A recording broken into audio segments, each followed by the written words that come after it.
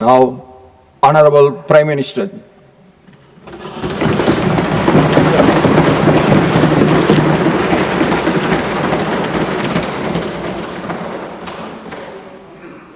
आदरणीय सभापति जी,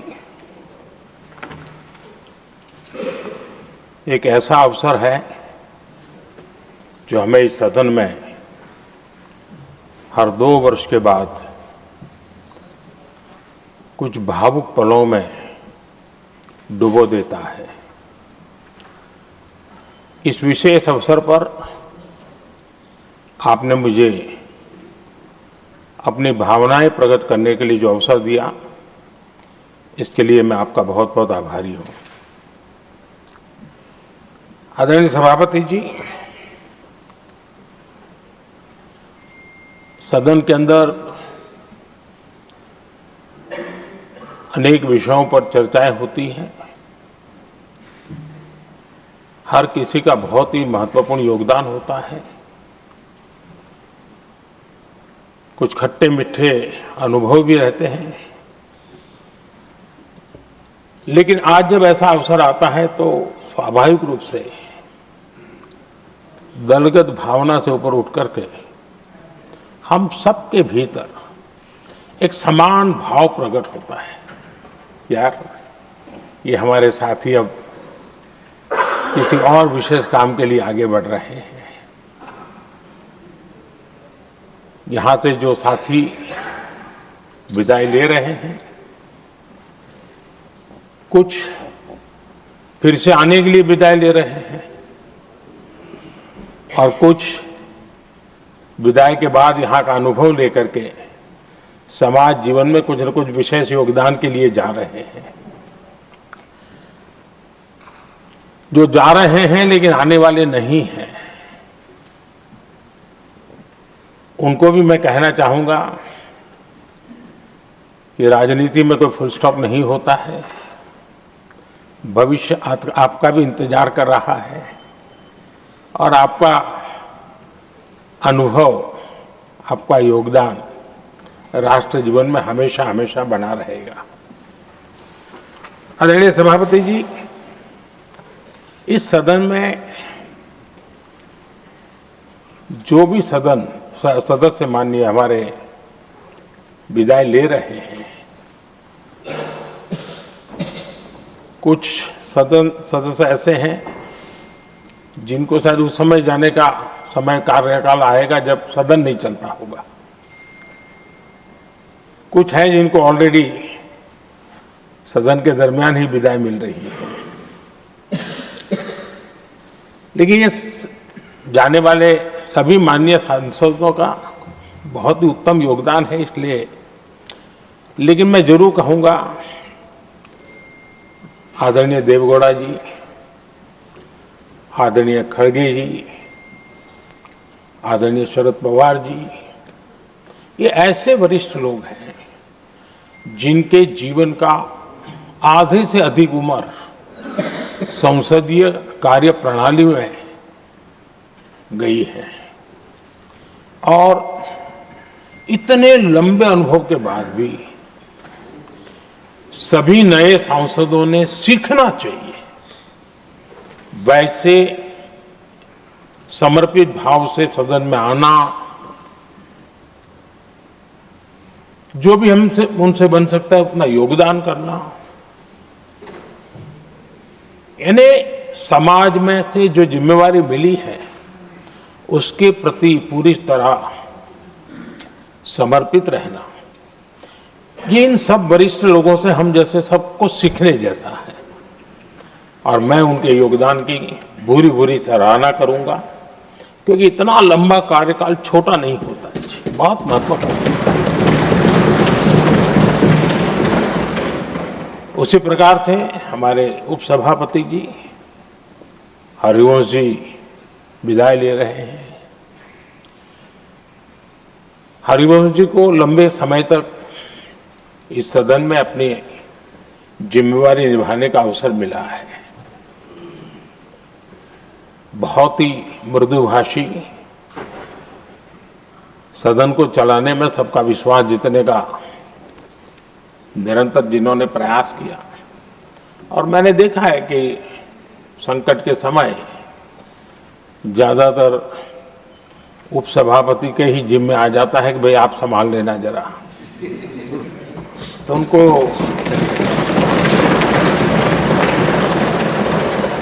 एक लंबा एक्सपीरियंस होता है, सबको जान भी लेते हैं, भली बात ही जान लेते हैं,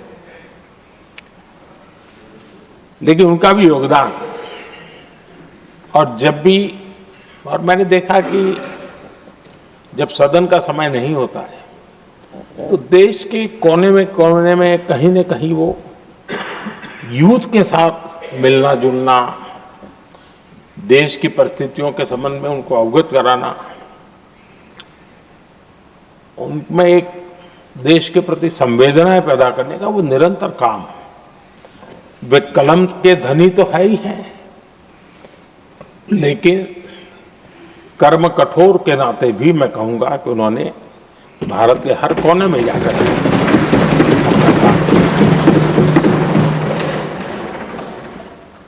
आदरणीय सभापति जी, कभी कभी किसी समय हम सुनते थे कि सदन में बहुत ही हास्य विनोद व्यंग्य का अवसर मिलता रहता है। इन दिनों शायद धीरे धीरे कम होता जा रहा है, क्योंकि 24/7 मीडिया की दुनिया ऐसी है कि हर कोई कॉन्शियस रहता है। लेकिन हमारे आठवले जी हैं जी, सदाबहार है।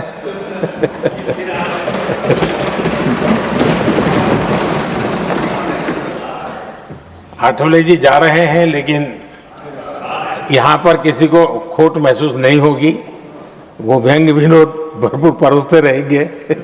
जब ये पूरा भरोसा है। आदरणीय सभापति जी, सदन में से हर 2 साल के अंतराल के बाद एक बड़ा समूह हमारे बीच से जाता है, लेकिन ये ऐसी व्यवस्था है कि जो नया समूह आता है उनको बाकी जो लंबे समय से 4 साल से बैठे हुए साथी हैं, अनुभव है, नए लोगों को तुरंत उनसे कुछ न कुछ सीखने का अवसर मिलता है। और इसलिए एक प्रकार से यहाँ की जो विरासत है वो कंटिन्यू प्रोसेस हमेशा रहती है। ये बहुत बड़ा लाभ होता है। मुझे पक्का विश्वास है कि जिनको इस बार जाना नहीं है वो भी जो नए माननीय सांसद आएंगे उनको उनके अनुभव का लाभ मिलेगा और उनका योगदान भी सदन को और समृद्ध करेगा, ऐसा मेरा पूरा विश्वास है। आदरणीय सभापति जी, हम लोग जानते हैं कि जीवन में या सार्वजनिक जीवन में जब भी कोई महत्वपूर्ण निर्णय करना होता है तो परिवार के लोग बैठ करके मन बना लेते हैं कि ऐसा करना है, लेकिन फिर भी कहते हैं अरे ऐसा करो, उनसे जरा पूछ लीजिए, एक सेकंड ओपिनियन ले लीजिए किसी वरिष्ठ से। और घर में वरिष्ठ नहीं तो कहेंगे मोहल्ले में देखो भाई वो काफी अनुभवी है, जरा उनसे पूछ लो एक बार उनका मन क्या करता है। अगर कोई बीमार है तो भी कहते हैं यार ऐसा करो भाई, एक और डॉक्टर से जरा ओपिनियन ले लो। सेकंड ओपिनियन का बहुत महत्व होता है। मैं समझता हूँ हमारी संसदीय प्रणाली में ये सेकंड ओपिनियन की बहुत बड़ी ताकत रही है। एक सदन में कुछ निर्णय होता है, दूसरे सदन में फिर आता है सेकंड ओपिनियन के लिए। अगर इस सदन में होता है तो उस सदन में जाता है सेकंड ओपिनियन के लिए।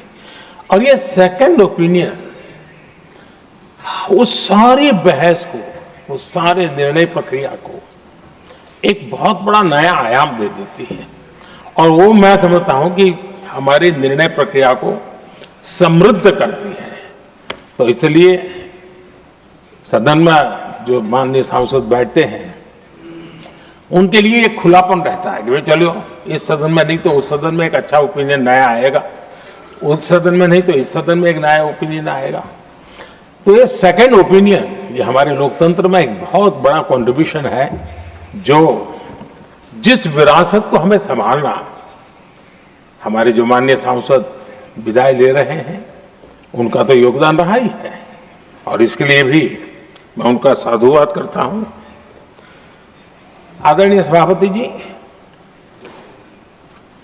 जो हमारे माननीय सांसद विदाई ले रहे हैं, बहुत आने वाले दिनों में तो शायद ये अवसर रहने वाला ही नहीं है, लेकिन ये माननीय सांसद ऐसे हैं कि जिनको पुराने संसद के भवन में भी बैठने का मौका मिला और नए संसद भवन में भी बैठने का मौका मिला। उनको दोनों इमारतों में उनको राष्ट्र के कल्याण के लिए अपना योगदान देने का अवसर मिला है और उनके कार्यकाल में ही उनको इस नए सदन के निर्माण प्रक्रिया में और नए सदन की निर्णय प्रक्रिया में भी हिस्सा बनने का अवसर मिला है। वो एक विशेष उनके जीवन में याद रहेगी, नई स्मृति रहेगी। आदरणीय सभापति जी, मैं सभी माननीय सांसदों के, और मैं मानता हूं कि ये सदन अपने आप में एक बहुत बड़ी ओपन यूनिवर्सिटी है। राष्ट्र जीवन की कई बारीकियों से परिचित होने का अवसर सदन में प्राप्त होता है। एक प्रकार से हमारी यहां शिक्षा भी होती है, हमारी दीक्षा भी होती है। ये 6 साल यहां जो रहने का अवसर मिलता है, वो जीवन को घड़ने का, राष्ट्र जीवन के घड़तर में योगदान का तो महत्व है ही है, क्योंकि निर्णय प्रक्रिया का हिस्सा है, लेकिन स्वयं के जीवन को घड़ने का भी एक अमूल्य अवसर होता है। और इसलिए जब माननीय सांसद यहां आते हैं, उस समय की उनकी जो भी सोच, समझ और क्षमता है, जब जाते हैं तो अनेक गुना वो बढ़ती है, उसका विस्तार होता है, अनुभव की एक बहुत बड़ी ताकत होती है। और तब जाकर के जाने के बाद राष्ट्र जीवन का उनका निरंतर योगदान बना रहे हैं। वे अपने तरीके से व्यवस्था के तहत हो सकते हैं, व्यवस्था के तहत न हो सके, लेकिन उनका अमूल्य योगदान मिलता ही रहे राष्ट्र जीवन के निर्माण में। उनका अनुभव हमेशा हमेशा उपयोगी हो, ये मेरी उन सभी माननीय सांसदों को मेरी शुभकामनाएं हैं। और मैं फिर से एक बार सभी माननीय सांसदों के योगदान का गौरवगान करता हूं, साधुवाद करता हूं। बहुत बहुत धन्यवाद।